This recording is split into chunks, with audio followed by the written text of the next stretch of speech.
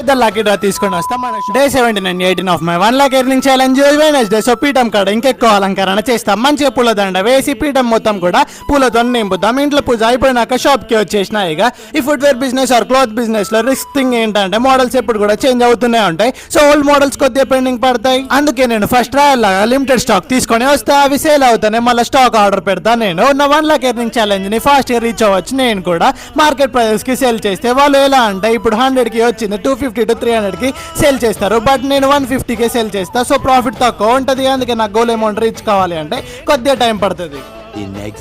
Day 21 ఇది అయ్యప్ప దీక్షలో 100% 50% దీక్ష complete అయిపోయింది. టోటల్ 41 డేస్ దీక్ష. సో 21 డేస్ కంప్లీట్ అయిపోయినాయి. అయ్యప్ప దీక్ష అంటే ఒక రకంగా మన బాడీకి చాలా మంచి చేస్తుంది. అండ్ అయ్యప్ప దీక్షలో ప్రతి ఒక్క రూల్ మనల్ని డిసిప్లైన్ గా చేస్తుంది. ఒక్కొక్కసారి ఇలా షాప్ ఓపెన్ చేయగానే కస్టమర్స్ వస్తారు, ఒక్కొక్కసారి షాప్ ఓపెన్ చేసిన కొన్ని అవర్స్ కి వస్తారు. అసలు గెస్ట్ చేయలేం ఏ రోజు ఎలా ఉంటుంది అని.